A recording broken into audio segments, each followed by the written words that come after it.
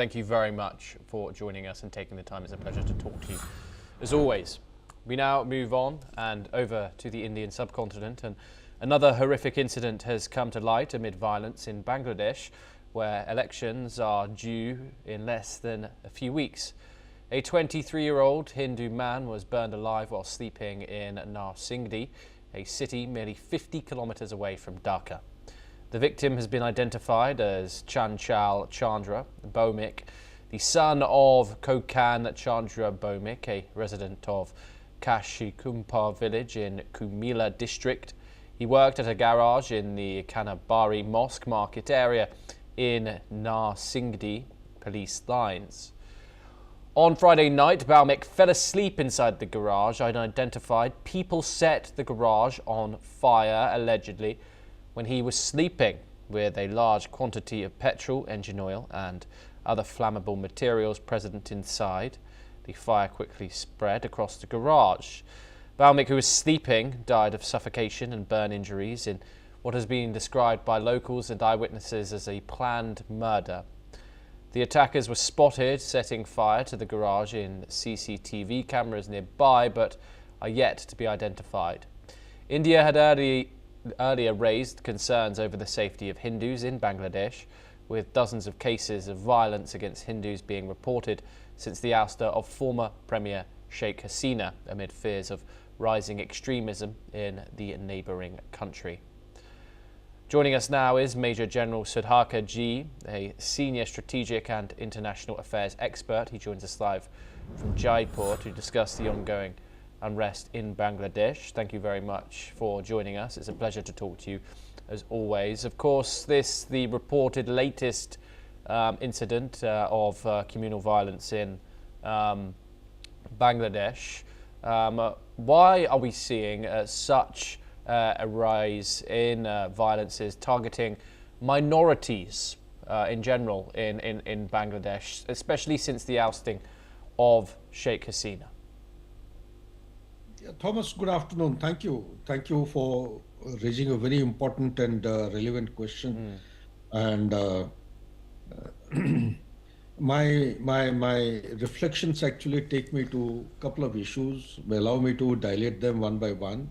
First and foremost thing, ouster of Sheikh Hasina has been done by design. There is an outside force, external force. We all know which is that force. Anything that is happening now in Bangladesh is also premeditated, it's pre-planned and by design. Elections are round the corner, not many days are left, say 12 plus 7, 19 odd days. So as we are approaching, it appears to me that the minorities and particularly Hindus are being targeted. They're being subjected to target killing. And otherwise, the same thing could take place if Pahalgam 2 is to be orchestrated. They can take place in a different form. But this is something which one has witnessed with firearms in Jammu and Kashmir, but it is happening in a different kind of a thing. So, firstly, why is it happening? Like you have rightly raised, it is happening basically, as I understand, to provoke India. The primary aim, underlying aim, is to provoke India, push India to such a threshold that it is compelled to take some action, maybe non-kinetic, maybe some kind of a diplomatic, very stern kind of action, or maybe adopting some kind of a response matrix based on an escalatory matrix from non-kinetic to kinetic. One. Number two, India is very, very mindful of the fact that this is the precise design to draw in India into a conflict which will be unusually long, thereby bleed India to death, retard India's economic growth and the shining story that we are painting for ourselves.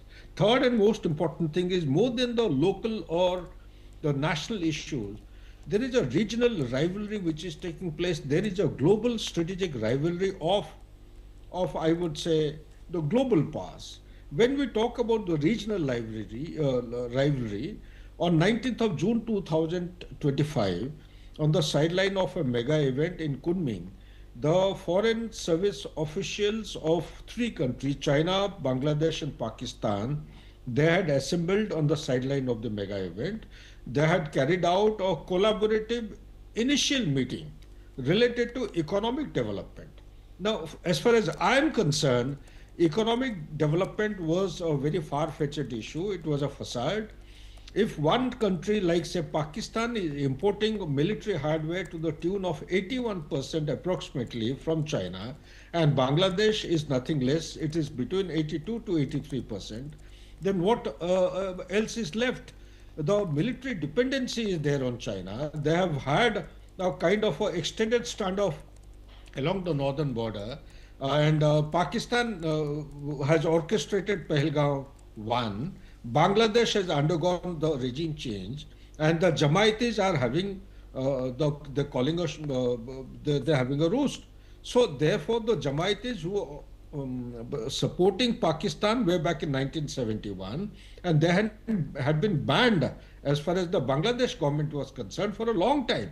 Same Jamaiti has been set open. They are participating in the elections. The convicts, the terrorists who had been convicted in the court of law, who were in the jail, they also have been released.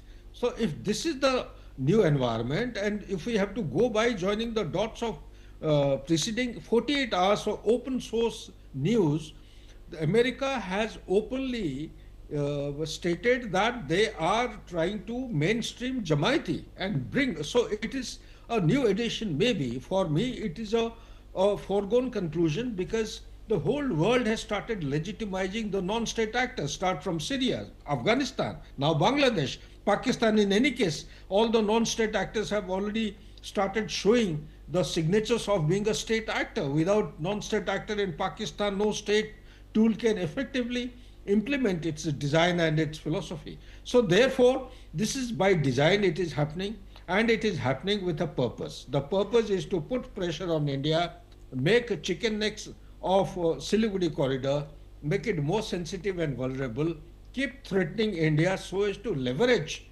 on a negotiating table, try to achieve what has not been able to achieve so far, an impact on the strategic autonomy of India. This, I suppose, is the underlying story and the narrative which I infer. Back to you, Thomas. Yes, indeed. Major General Sadaka Ji, thank you very much for joining us here on NewsX World.